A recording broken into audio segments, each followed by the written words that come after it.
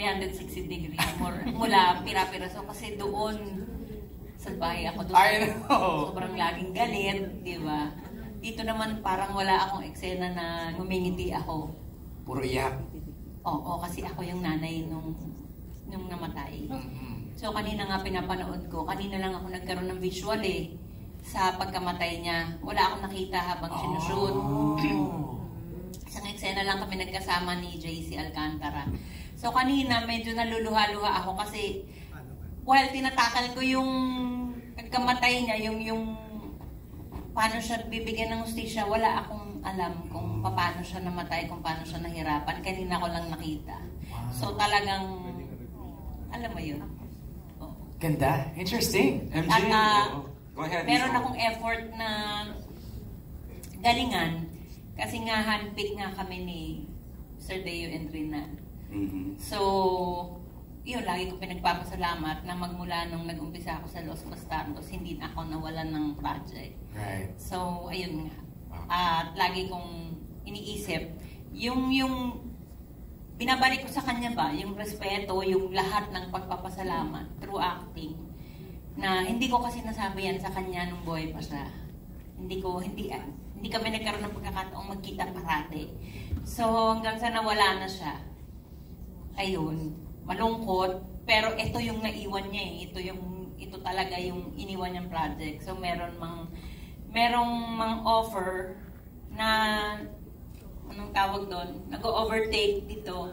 Hindi ko talaga, sabi ko hintay lang kasi Deo to. You chose this, Miss O. Ito yung prioritize ni Rosana na project.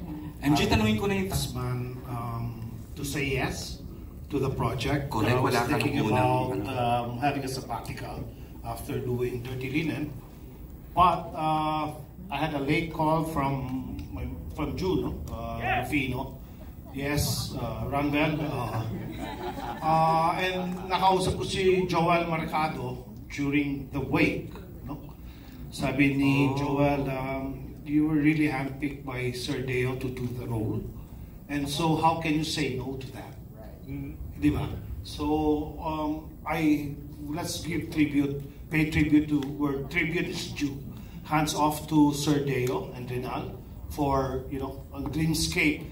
I was having a live review, with this press con. Sabi ko, wow, karamihan pala ng projects ko was Dreamscape. Of course. Sa ABS.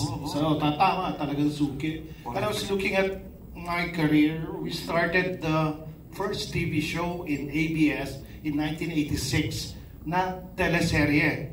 Well, we're shooting sa studio in 1986, which was Angkan, by Ben Satrantes.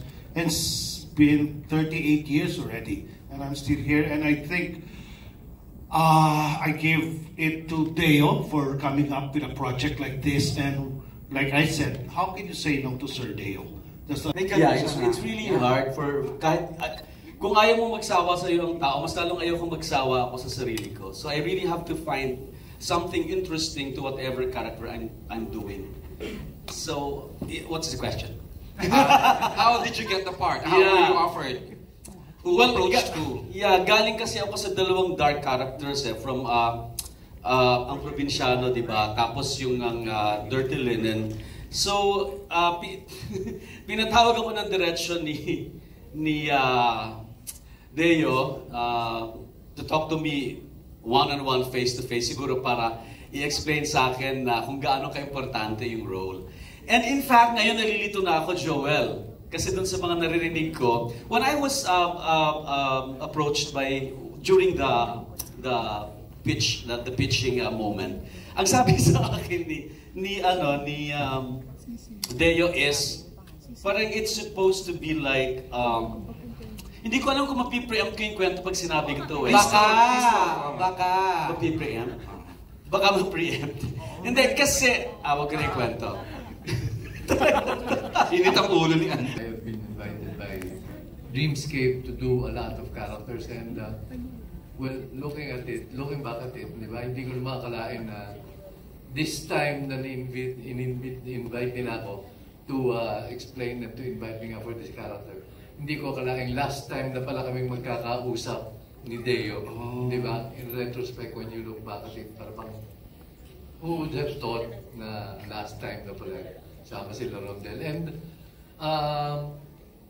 nung pinaliwanag pa lang nila sa akin, natarantara ako kasi parang binanggit nila yung casting, nag-umpisa kami usapan, umaga, gabi na, hindi pa kami tapos magkwentuhan ko ilan yung tao kasama rin dito sa palabas na ito. Diba? Tapos gusto ko yung nabanggit ni Piolo na nabanggit nilang 100 episodes, kaya ba't naman ako tatanggi? Masayang Pasko. Diba? Sino ba naman ako para tumanggi, para masayang Pasko? Sabi nga ni Dre. No, but kidding aside, the beautiful thing about this is when you work with such a big cast and such a talented cast,